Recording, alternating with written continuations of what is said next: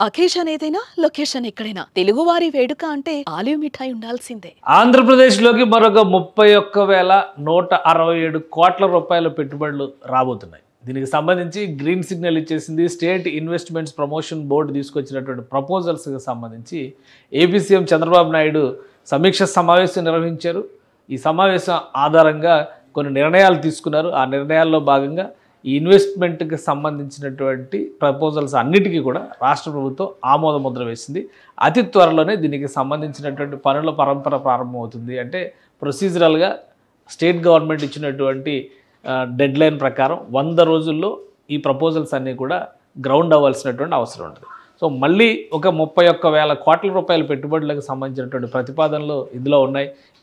ఏ కంపెనీలకు సంబంధించినటువంటి ప్రతిపాదనలు ఒకసారి విశ్లేషించే ప్రయత్నం చేద్దాం. అలానే ఏ ప్రాంతాల్లో ఈ పెట్టుబడులు రాబోతున్నాయి అనేది కూడా చాలా ముఖ్యమైనటువంటి అంశం కాబోతుంది. ఇది ఈ 5వసారి ఈ సమావేశం జరిగింది.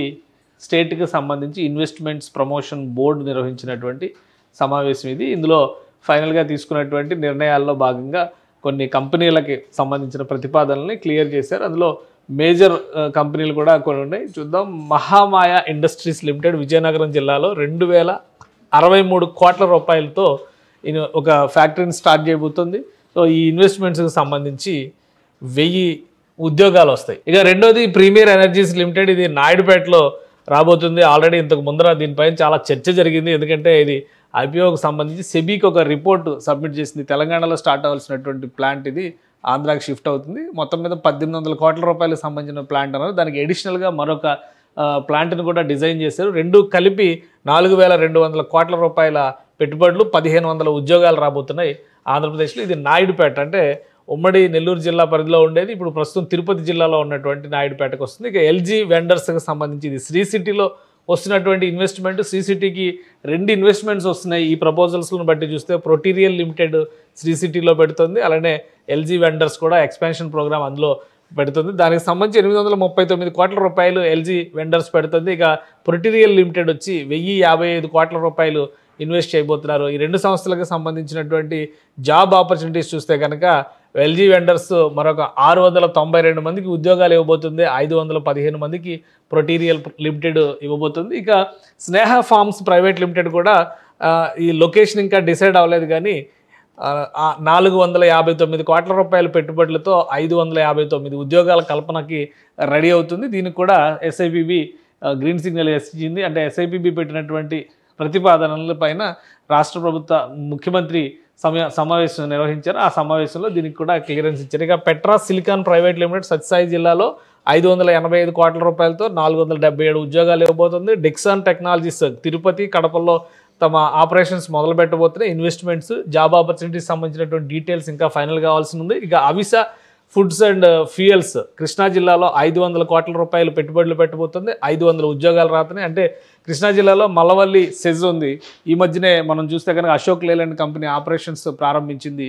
అక్కడే ఫుడ్ ప్రాసెసింగ్ యూనిట్ కూడా ఉంది. దానికి సంబంధించినటువంటి జోన్లోనే, ఆ ఫుడ్ ప్రాసెసింగ్ జోన్లోనే ఇది స్టార్ట్ అవబోతుంది. ఇక రామ్కో సిమెంట్స్ నంద్యాలలో 478 కోట్ల రూపాయలతో 550 ఉద్యోగాలు కల్పించబోతుంది.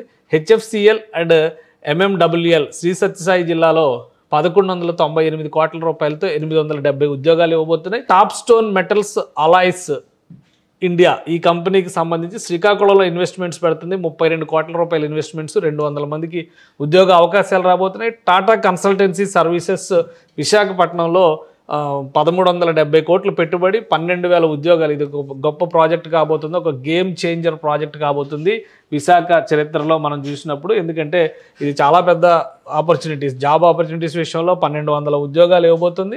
మరోవైపు నుంచి ఇన్వెస్ట్మెంట్స్ పరంగా చూస్తే కనుక 1,370 కోట్ల రూపాయలు రాబోతుంది. ఇక Ursa cluster private limited, URSA cluster private limited, ఇది విశాఖపట్నంలో 5,728 కోట్లు ఇన్వెస్ట్ చేయబోతుంది.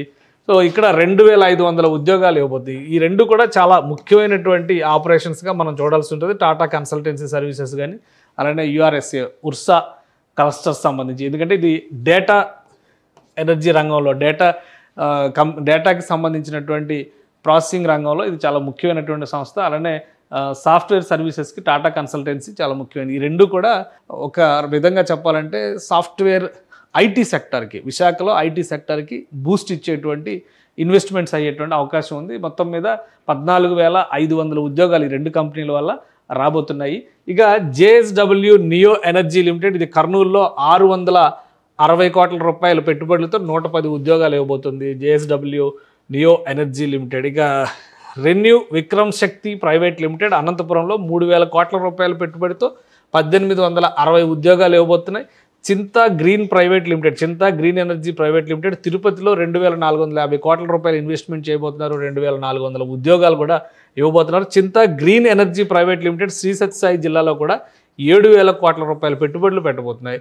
6,900 ఉద్యోగాలు రాబోతున్నాయి. ఈ రెండు కూడా గ్రీన్ ఎనర్జీకి సంబంధించినటువంటివి.